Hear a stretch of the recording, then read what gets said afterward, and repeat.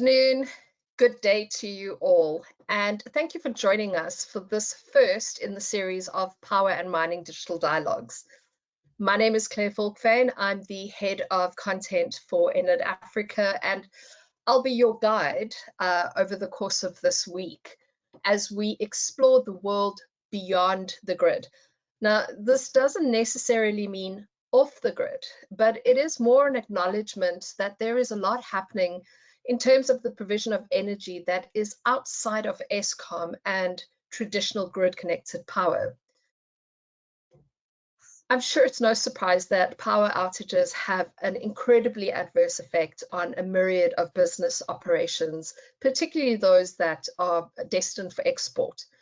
During the first half of 2022, Eskom shed 2,276 gigawatts of electricity, compared to 2,521 gigawatts during the whole of 2021.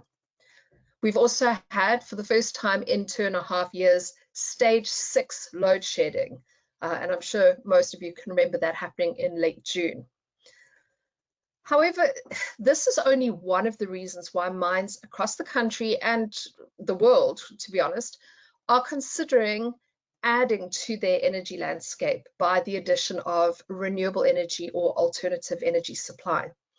A big driver is the energy transition, or the focus on net zero, which is front and center in most people's minds at the moment.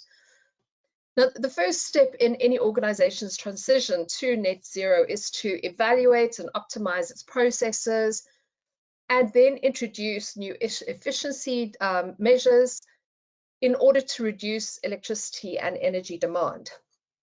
However, the next step would be diversifying energy supply, introducing renewable energy, perhaps storage, or looking at sort of co-located installations with independent power producers and utilizing the Eskom or municipal networks to wheel power.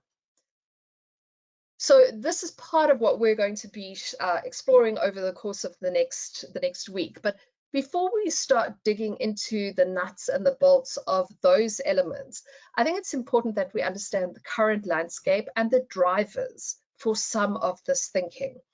So it gives me really great pleasure to introduce Christian Teffo. Christian is the technology analyst for the Minerals Council of South Africa, and someone who is truly involved in a multitude of power and mining related discussions across all elements of our landscape. Christian, thank you so much for joining me today and for agreeing to share some of your thoughts and experiences with us. Thank you. I'm Christian Teffo from the Minerals Council. I'm a technology analyst in the economics department. I've been there for almost 14 years now. That's me. I deal mostly with the electricity issues there, whether it be tariffs, the new renewable energy issues, or either regulations and policies from government. Thank you. You've raised quite a number of I think particularly pertinent points there in terms of tariffs, regulation, and of course the one I think that is probably causing most people sleepless nights, that of load shedding. And Christian and I are probably both going to be moving into load shedding fairly soon. So if there is a slight glitch in the matrix, please just bear with us while we swap over to alternative energy sources. But Christian, before we get started on that, I did want to ask, what is the current landscape in South Africa, and how is this impacting the mining sector in particular? Yeah, I think currently we all know that Eskom is not able to supply the electricity that's needed by industry and residentials in South Africa.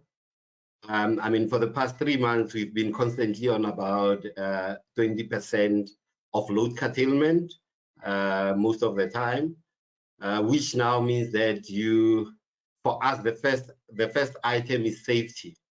And once you do not have electricity, you affect the health and safety of employees, of which most of them are underground at any given time. And when that happens, it means that you would have to clear your shaft, make sure that there's not anyone underground to ensure their health and safety, because you use this for ventilation, for refrigeration, because of the temperatures underground. Now, what has been happening is that the bigger mines would then shut down their beneficiation plant. Now, when you shut down that beneficiation plant, you make sure that you can still continue with the underground operation or mining operations, but that would then mean that you're not producing a product at the end of the day, which then results in losses, because as we know, your employees will be on site, you're paying for those. If you've got any hired equipment and so on, they are on site and you're paying for them. And basically, it's an opportunity that is lost and can never be recovered. I mean, even if you say you're gonna work it out on the weekends or holidays, but that could have been additional, you know. So it's an opportunity that is lost. Now for us also, if you're looking at what is happening now, we know that electricity prices has skyrocketed for the past 10 years, almost 600% from where we were paying almost 20 cents per kilowatt hours. We now above a rand. So that has gone high. We've not been able to run away from that because we do not have alternative supply of energy, although most of the gold mines and platinum mines have got almost 18% of additional diesel generators installed for the situations where you have a total blackout of electricity. You're able to still pull your people out and still ventilate the mine to ensure that the health and safety of people is there. So we have basically, I can still remember in 2007 and between 2007 and 2009, we started energy efficiency initiatives. We had signed on to the energy efficiency accord with the Department of Minerals and Energy. The mining industry, when you know, the stats were brought together, they could see that we had dropped by about 10%, which was the agreed amount. So how we got to the energy efficiency and achieving it was mainly due to investment into new equipment, which were energy efficient, you know, basically dropping our load. And I think most of the gold and platinum mines have done as much as possible on that field to ensure that they are less energy intensity intense. So not much can be done. I mean, more can still be done, but not to the effect of 10% of reductions that we've seen. Now, this means for us that you basically cannot start new mines, you cannot increase your capacity, so you just basically operating to keep current operations in place. We also know that about 40% of the smelting industry in South Africa has basically closed down. They are under care and maintenance. I mean, if you can imagine, with a country with such high unemployment rates, that is negative to us, and that leads to, I think the current growth projections are about 2%. With a population growth of about 6%, it doesn't match each other, and we're gonna keep on getting into the rate without this electricity. So for us, we see this self-generation of electricity as a positive step in ensuring that we can ensure the sustainability of mining, grow mining, and eventually get the economic growth that we want from the country. As we know, mining is the base of our economy currently.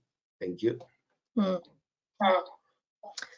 So I do have to ask, I mean, obviously you mentioned the whole concept of self-generation and explained why it's impacting on current operations, but there's the additional now, I guess, pressure is the energy transition and the fact that there is so much pressure to shift not only to for mines especially, not only to have an alternative supply, but for that supply to be greener or more sustainable. So how is the energy transition impacting on what mines are doing?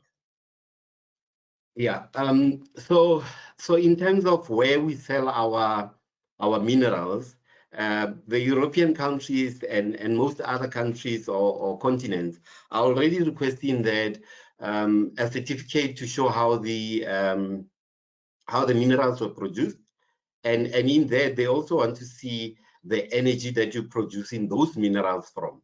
And we know with the COP17 that was just held recently, that we've got commitments to reduce our emissions and ensure that we ensuring a more sustainable environment in our country and the whole world. And this is bringing a pressure that we need to diversify our supply of electricity. And that's why most companies have got their own targets. I know that they are doing a 2025 target to try and reduce about 30%, and then eventually by 2050 to have tried and move away totally from carbon generation. That is a bit of a challenge if you think about South Africa, where previously we've had almost more than 90% of the electricity being produced from coal. Currently, we're producing about 81% from coal sources, which is very high. That has meant that you've got almost, I mean, if you look at Eskom, you've got about 50,000 employees working for Eskom. You've got 100,000 employees in the mining industry alone. And if I were to estimate in the transport sector where we transport in the coal, probably around 10,000 employees there. So if you looking at it in total, it's 160,000 employees, tied down to the coal mines. And Roger Baxter, our CEO, likes to say, you then put in a multiplier of 10, which would give you then a total of about 1.6 billion people that would be affected, whether it's manufacturing, whether it's in the water sector, whether it's retail and so on, for the PPE and other consumables that we purchase. So this is a big deal. You have to now balance how you actually make sure that the employment that you had in the coal sector continues onto the renewable sector. Part of that, we've seen that government is looking at their own strategy for just energy transitions. We've also seen the South African Renewable Energy Master Plan, which is looking at how do we then manufacture some of the renewable energy components in the country. Currently, we do not have enough manufacturing, and some of the manufacturing that we had for renewable energy sources, materials, has actually left the country because we do not have a sustainable industry in terms of the IRP might be saying we're going to be installing 2,000 megawatts per annum, but government hasn't been able to install that much with the REAP procurement program. So that means that it's actually affecting the employment and the manufacturing businesses that could be created from renewable energy resources. So our point of view with that is that we need to, as much as we can, make sure that the investment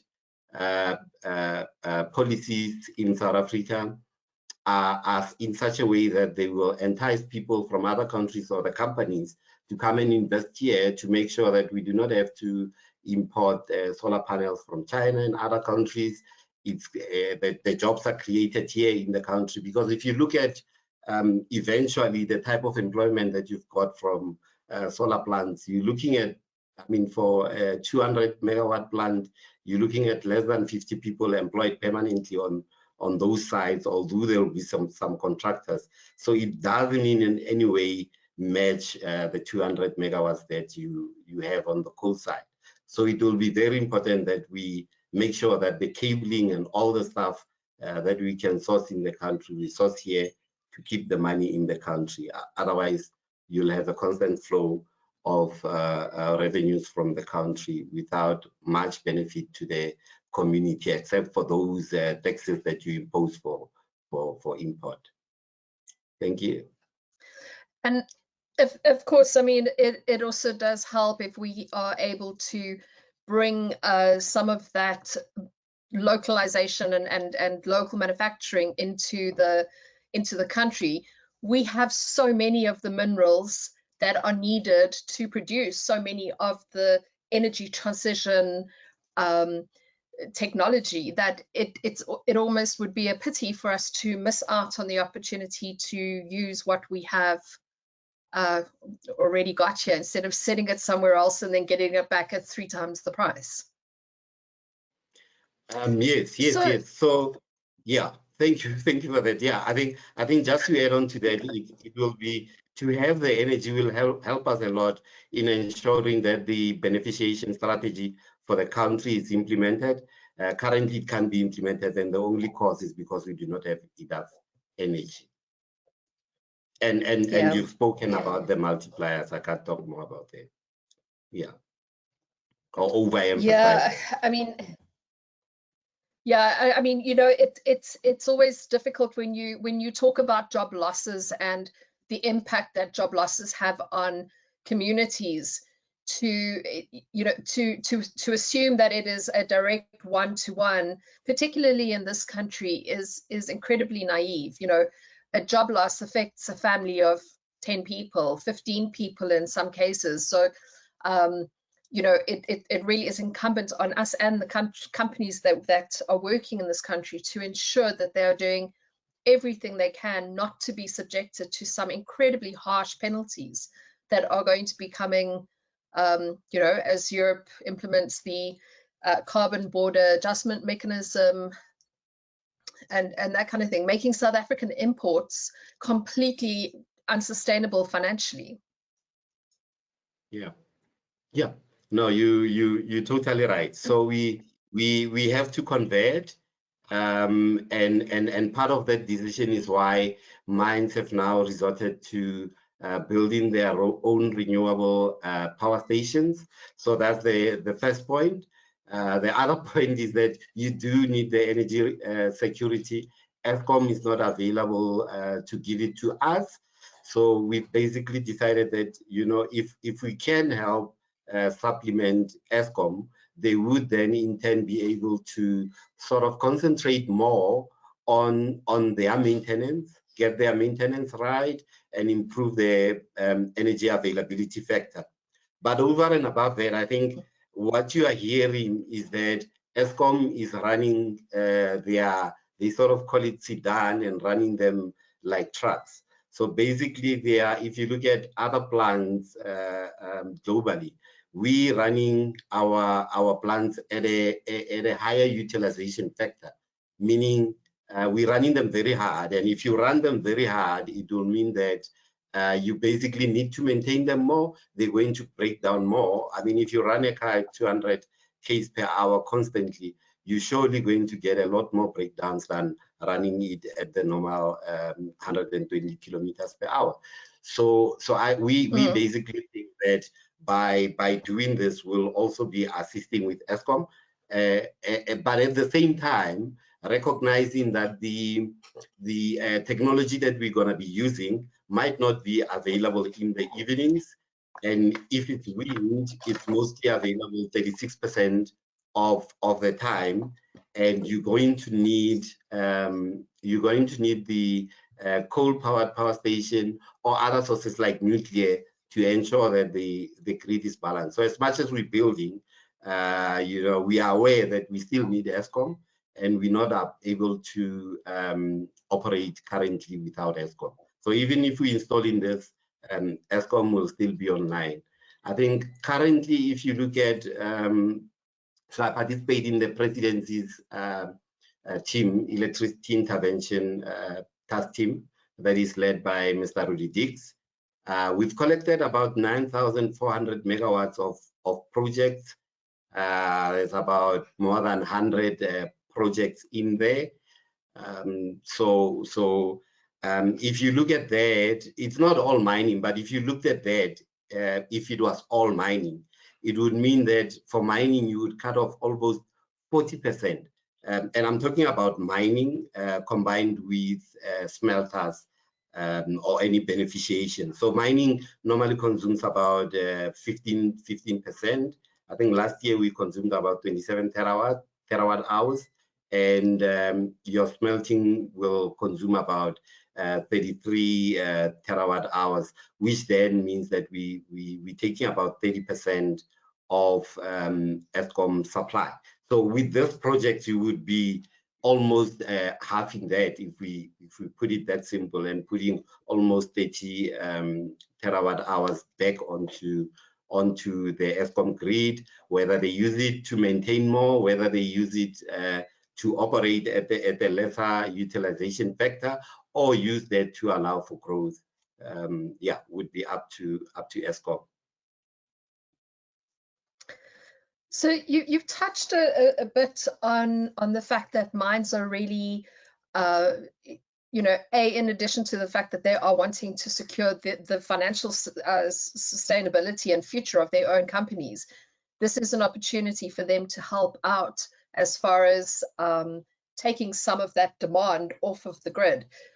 Can you perhaps talk about what some of your members are doing? What are they actually doing to secure their own energy security? Yeah, so our members, some of them are financing it from their balance sheet. You know, people like companies like Goldfields, they have built a 60 megawatt plant in Western area next to their operation. And they have already started producing electricity. They gave me figures the other day, you know, which is very positive. Although I must say this is not our core business, and it will mean that whatever IPP you have, you're going to have to keep them in place for some time to ensure the proper running of those plants. Some companies are actually going out there and basically on a PPA agreement where the IPP will build on their own balance sheet, and we will buy at a certain price determined by the two parties, with the banks obviously approving and escalating at an annualized rate. So I mean, if you look at that, already we see almost a halving of the price. I mean, if you look at the REIT determinations in terms of the prices that they use there, you can see that the price of electricity then goes a lot below. Now, what that also does for us is that it reduces our cost of electricity, which means that you've got now more money that you can use. Before, I know everyone, I mean, we are capitalists and we need that money to pay the shareholders, you know, so that's your first aim. The other aim is also to ensure the sustainability of current operations, and also to use it to either explore or grow your operations further. Thank you.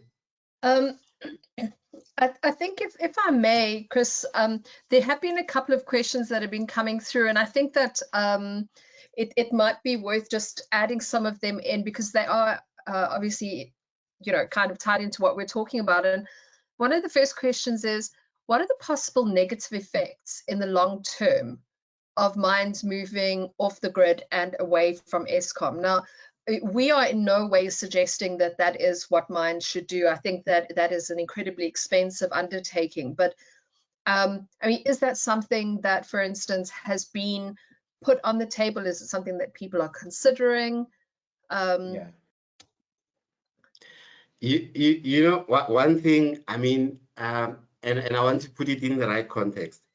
Mines and industries in South Africa are paying almost more than 15 billion per annum as cross subsidies into the tariff for residentials and the indigent in the country. And I must say, although we do promote that we need to remove cross subsidies, but we've recently gone through the multi-year pricing determination methodology changes. Document, which is proposing changes. And I must say that our members have categorically, when we said, our position given by our members is that we do not want this cross subsidies. They actually answered it differently and said, look, you can't do that. If you do that, in some instances, you double the cross the amount or tariff that the residential will pay. So we would want a proper government framework on cross subsidies and how those, will be managed. Although we are thinking that it must be tapered eventually, so that there is no cross subsidies. Because I mean, if you look at your negotiated pricing agreements and the way they are structured, you're basically removing the portion of cross subsidies. And when you do that, it makes the smelter more sustainable and can still operate. So that's one impact that you're gonna have with removing that. The other one is that your industries, mining companies, smelters, and those, they do pay their accounts. They are paying their accounts timeously. They assist Eskom in that, because I mean, if you think about a smelter, they operate 365 days. And what that means is that for that 365 days, Eskom is guaranteed of revenue from the smelter. Now, once you reduce the amount that we're taking from Eskom, that's 40%. It has to be met by someone. So the challenge is by who, and are they going to pay? So in a way, we feel that we need some political movement in ensuring that municipalities, residentials do pay their accounts for the sustainability of Eskom, because we do not see anywhere where Eskom has to fail and the country is only run by private energy. You still need an Eskom to be there, but in a proper form, which is properly legislated, and there's ethics. We reduce the amount of fraud that we see there. But there is that concern from us that what is going to happen once we pull off some of the demand that we have on Eskom. Now, I think you also asked, is it? Yeah, no, that's fine. You can. No, I was just going to say, obviously, energy poverty is on the increase. We're seeing that, and not just in Africa, we're seeing it globally. As energy prices are increasing, people are becoming or getting to the point where in some cases it's a choice between eating and heating. Okay, fortunately in Africa that's not such a big deal. We don't necessarily have the same cold winters that they have in Europe, but people as well shouldn't be in a position where they have to choose between either polluting or damaging forms of energy and living at least a fairly decent life. And I guess that's part of that whole concept that is now forming part of the energy transition, is that justness, the fair provision of electricity and the affordability of the tariffs. So you've raised, I think, a really important point that I don't think many people necessarily appreciate, is that in some ways the electricity industry needs mining as much as mining needs the electricity industry. Yeah. And I mean we the South African mining industry and smelting industry was basically built on the fact that the electricity would be cheap, so that we enticed everyone to come into our country. And currently people are leaving for countries like China and Malaysia because they are also enticing them with prices. And if you can't get a handle on that, we'll have a lot more companies moving out, which is not what we want. Mm-hmm. Yeah. Some of the there's quite a couple of questions, so I'm just going to try and include them in the conversation so that we also don't miss out the opportunity to answer those. So there's another one here that is there a potential for energy storage solutions? And I just want to see, I know that yeah, actually this is a good time to add this in. Is there a potential for energy storage solutions? How much? Does the vision for ESS implementation take into consideration higher costs? If it results in lesser project costs over the project lifetime? And I guess also just looking at some of the technologies that are also being considered at the moment. So, I mean, answer what you can and feel comfortable with on that one. Yeah, I'll answer that one up to how far I can do that. Battery technologies are out there, and I think they are almost they are changing continuously. You know, yearly currently, because we're testing out a lot of technologies. I know that we've got the lithium phosphate batteries. A company called Bushveld Energy is trying out the vanadium oxide batteries, which they say is good because the reactants are not diminished, so you can have a constant flow of energy from there without really needing to replenish it continuously. Lithium phosphate batteries are used in households. I think the current challenge is the sizes that we want to install. What we're seeing from those projects, the 9,300 megawatts of projects that we've got online, I think there's almost 100 megawatts or so of batteries that will be installed. Most of them, I think, by the mines. So battery technology is being considered. I've also seen that there's some who are also thinking of different type of batteries in terms of water or pump storages. So that is there, and we do see batteries as a proper solution to the current. I mean, Eskom also runs pump storages, and this assists significantly during the peak hours.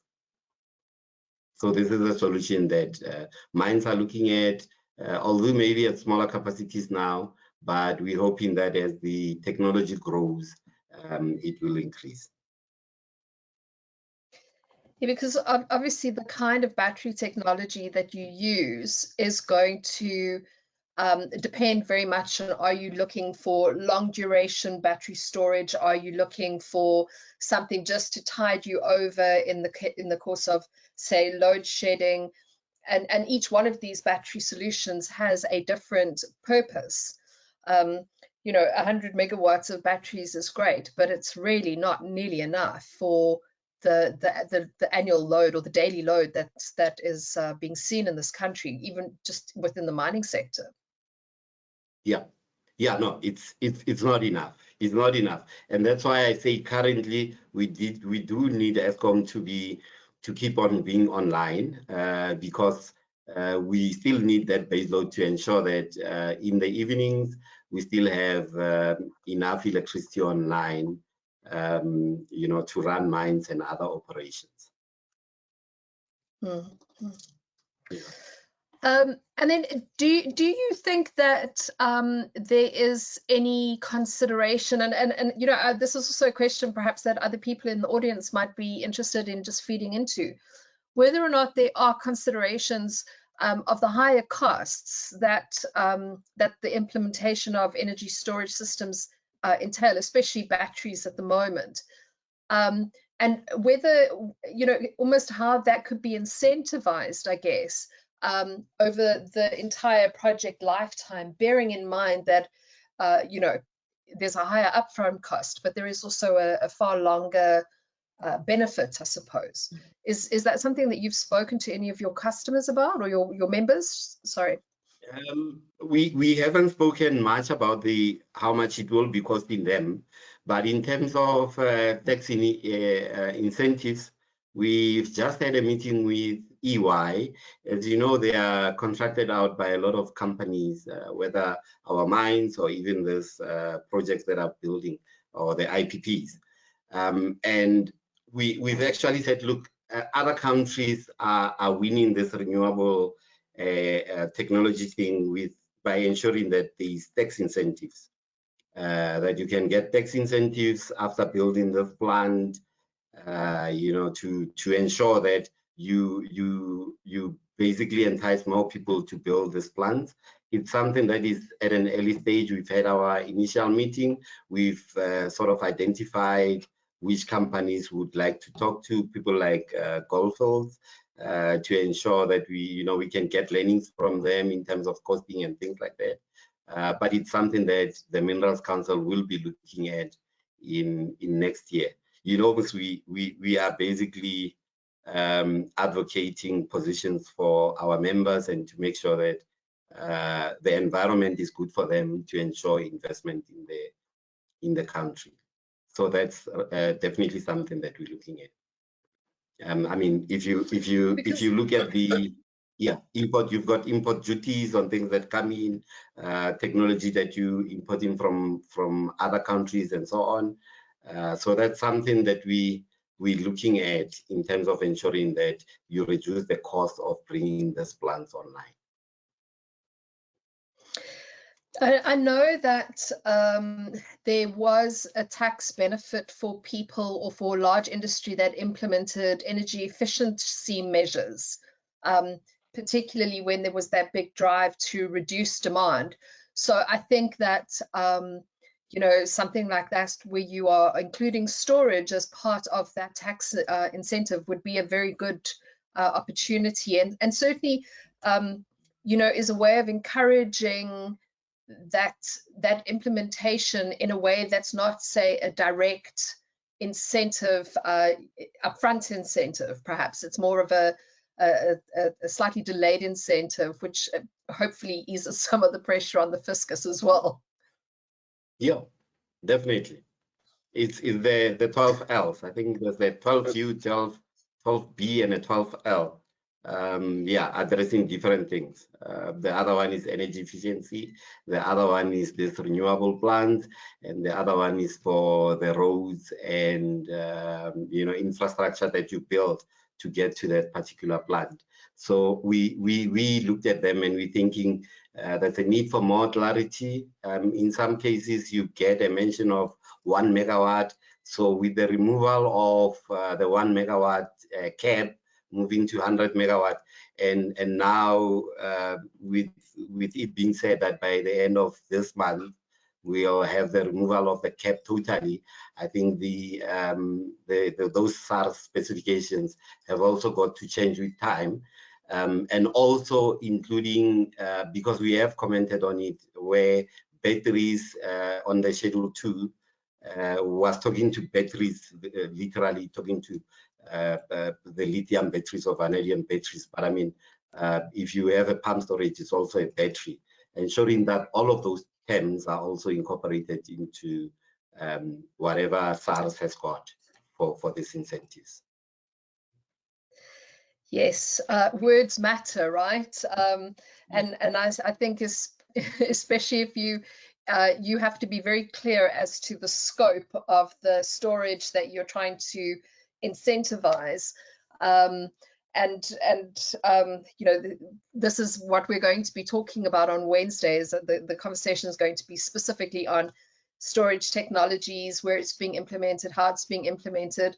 There'll even be a little bit of a primer on how to calculate the load that you are going to need, and how your batteries could help meet that. But then you also need to eventually take in that life cycle cost, where it includes the disposal of the battery. So it's never just a one-dimensional conversation that you're having when it comes to these things. So one of the questions that I did have that sort of tied into what we were talking around, what mines are doing to secure their own energy supply, was some of the issues that are impacting the timely delivery of these projects. Now, I know initially, for instance, there was the fact that there were caps on the amount that you could generate by yourself. There was a fairly long and not necessarily arduous, but it was a drawn out process in terms of getting licenses and things like that from NERSA. That has started changing. We've seen some amazing announcements by the president in just literally in terms of improving the ease of business. But what else is holding up getting these projects done quicker? Yeah, okay. One of them, I think, let's start with the one that we've spoken about, the Schedule 2. So the Schedule 2 was set at 1 megawatt, where you only needed to register. Government has come back to us, I think, last year around the same time in October, and they've increased that to 100 megawatts. Now, I mean, when we had that announcement last year, by the end of the year, we had almost 3,000 megawatts worth of industry projects that were being considered, whether feasibility or in the construction phase. Now we've got about 9,000 megawatts. Now, to remove that cap would mean that other companies will, so with the economies of scale, a certain size of a plant will make sense. And again, we've got very, very big plants in the country. I mean, the 1,200 megawatt plant by South 32 is something that you should look at and think about what type of a renewable energy plant would they want to build to support that particular plant. And I know of 2 companies actually that are waiting just for this cap to be removed. If it's removed by end of this week or next week, they will be putting in their registrations. What they've done is they've basically gone about doing all their environmental authorizations, making sure that they have them in the meantime whilst they are waiting for this cap to be removed. And once it's removed, they'll then put in their registrations. I think the plants are worth about 340 megawatts from two companies, one in KZN and one in Mpumalanga. So that is that. So I mean, government has been coming to play with regards to the Schedule 2. We've commented on it. We've heard that they are busy just finalizing it, and they might be publishing it by the end of this month, together with the new Electricity Regulations Act. Now, with regards to the environmental impact assessments, we've had challenges. I mean, we've had companies that took almost, for the first company that we saw really going for renewable energy, which is Pan-African Resources and Goldfields, they struggled a lot in getting those approved. And I think the worst case was almost 2 years to get that approved. Now, I must put you at ease and say it's no longer the case.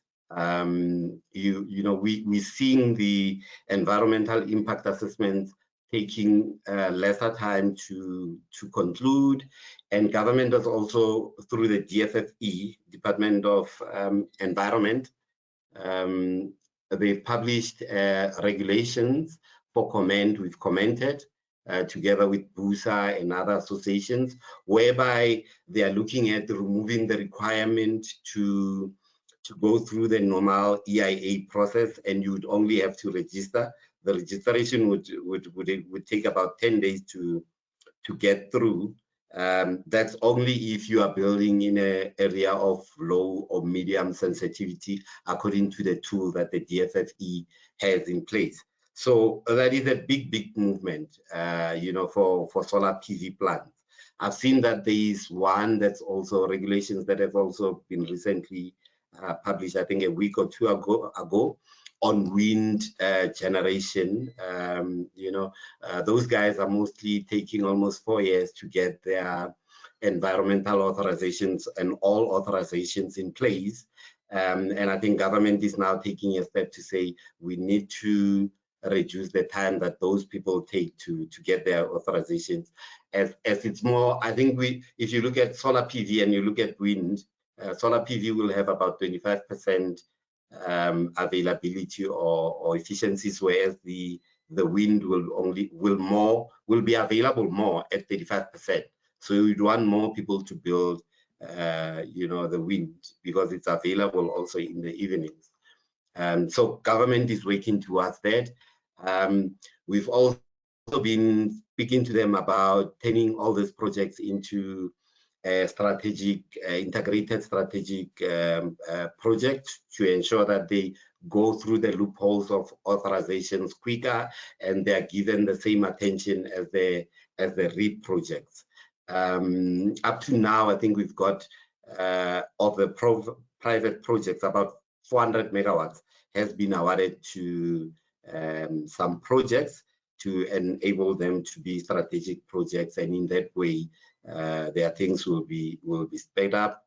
The water use licenses, I must say, the guys there are working overtime. Remember, if you look at those projects, I'm telling you about 100 projects within the industry projects. Now, these departments only used to deal with Eskom applications, and Eskom applications have only been Midupi, Kusile, Ingula, about 4 or 5 of them. Now they're dealing with multiple, and at a point, if you think about the estates and the shopping malls and those, at a point they were saying they've got about 350 applications on their table. And they're still, for the water use licenses and the Department of Water and Sanitation, they are able to get your authorizations through in 90 days. I know that people are saying that, no, it takes more. If it's taking you more, maybe get in contact with me and the other guys on the presidency team, and we'll ensure that your challenges are sorted out quicker.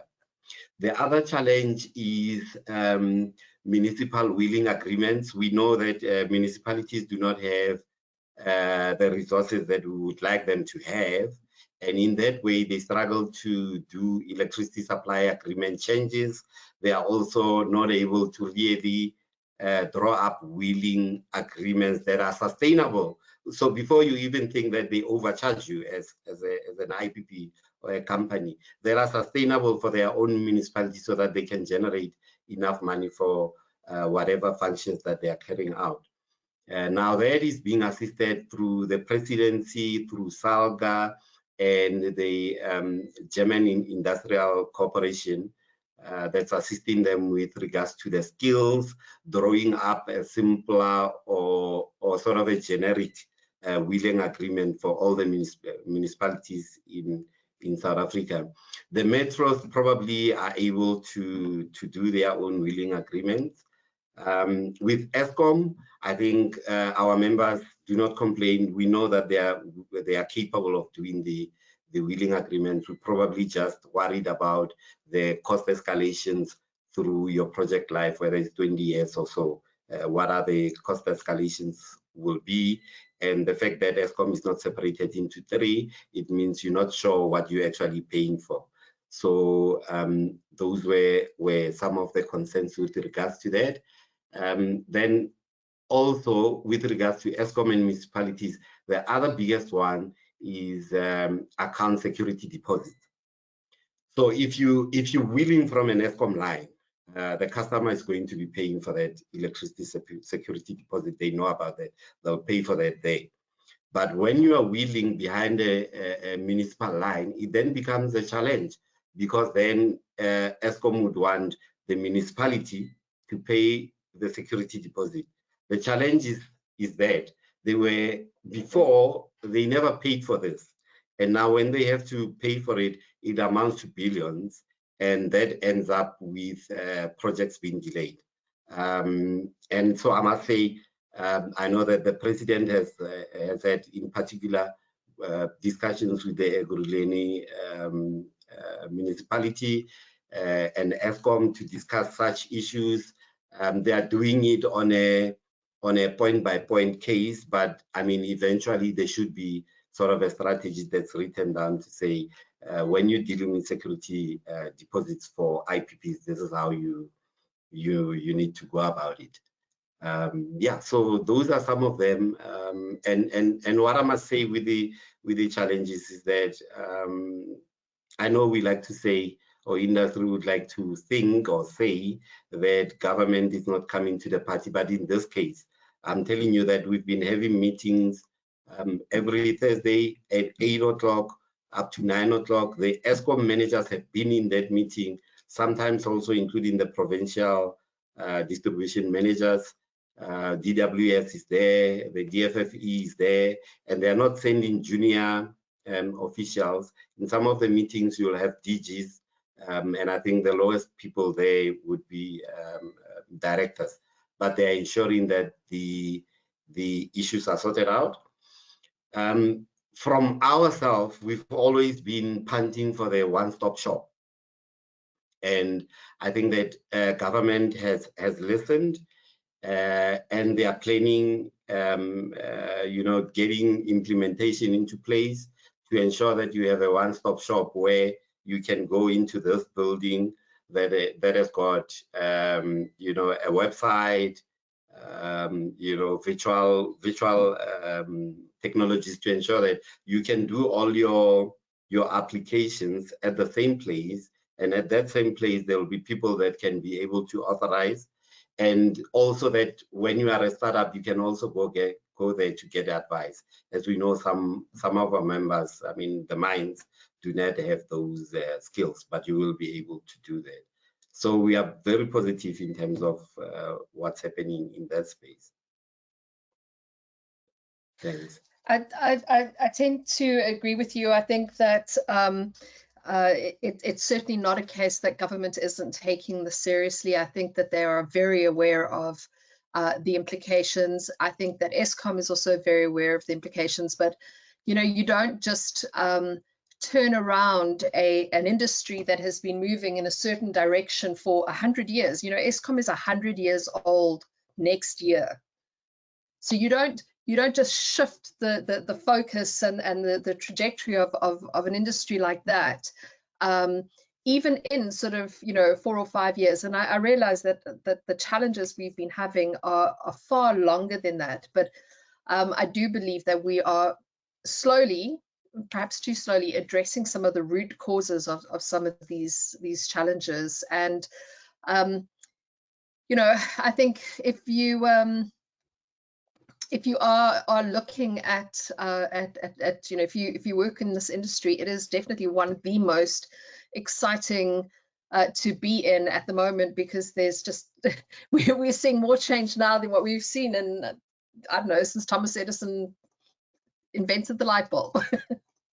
Yeah, no, we are moving in the right direction, and I think sometimes we take it as a talk shop or whatever. But for instance, there's been a challenge by ESCOM that they do not have sort of grid connection engineers. They do not have enough of them, and they've requested that from industries. We know that some of the unions have also been trying to help.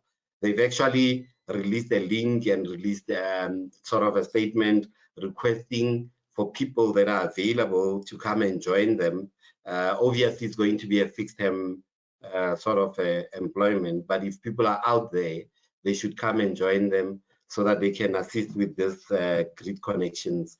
I think up to now, they've got about 25 people that they've signed on to come and assist. And that will go a long way in ensuring that we get this the authorization done quicker. People have also complained about NERSA, and I must safely say the NERSA is not a challenge. The NERSA registration process is not a challenge. There's companies that have taken only 18 days to get their plants registered, especially if you have all the documentation with you. They've increased the number of meetings that they hold to approve these registrations and licensing. And if you go onto their website, they actually, on every month, supplying a list of companies that have actually registered. One of the things is that there was no clarity with regards to the PPA and the finalization of a PPA. So NERSA was sort of requesting that even from the IPPs or the IPPs that are building for industry. they've now, relaxed that. They do not require that, as long as you've got sort of the financial rules that you've got there with your banks and whoever, they will accept that, so that you can save about 3 months, rather than trying to go the whole PPA route. And yeah, so things are being relaxed to ensure that we can bring this plant online as quickly as possible. Of course, the government has a very difficult job in terms of relaxing regulations to the point where it makes business easier without allowing it to make business or to provide an opportunity for people to just do what they want, and for it to become very much like the Wild West. And that's always a very difficult balancing issue. We still have a couple of questions that have come in, and I hate to say this, but we just don't have the time today to go through some of the additional questions that I wanted to ask Chris, or some of the questions that have come through.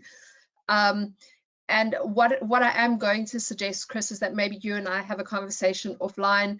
I'm going to see what your availability is like for the rest of the week, and maybe we can tempt you to come back on a day or two, and perhaps just share some of the additional things that I know the Minerals Council is so busy working on, and just really the great work that you are doing to help secure the role of mining in this country. But just before I end off, I wanted to find out any last words from you, any last thoughts. What is the most important message you would like people to take away with them today? Yeah, look, I'm an influencer for the mining industry, and I must say that even though we experienced COVID, we were able to generate the highest revenues ever for the mining industry, with about 1.2 trillion rand that was produced in 2021. We want to keep that going, and you are seeing also with our CEOs, especially the one from the coal mines, they are now saying we are no longer only coal producers, but we also energy companies. You've seen that with Siriti, you've seen that with Exxaro, you've seen that also with ARM, Goldfields, and the other companies. And basically what that is saying is that we'll try as far as possible to keep the ground coming out, to keep the minerals coming out in a sustainable manner, in a manner that does not endanger people, and at the same time create the revenues that can be used for the betterment of our communities and country. Yeah, thank you. Christian, thank you so much for your time, for really the amazing insights and consideration that you've given to the questions. Ladies and gentlemen, I honestly wish that I had more time to continue this conversation, but rest assured we will be back tomorrow. And tomorrow we're going to be looking at what are the technological opportunities that are out there, particularly when it comes to self-generation. And please be sure to join us and send in your questions. And we look forward to seeing you tomorrow, but we will also be continuing these conversations next year. And I think, for us to continue speaking, please also reach out, let us know if you have any questions. But from myself and definitely from Christian, thank you. Christian, thank you as well for your time again. And have a wonderful day further. And we will see you all tomorrow. Take care.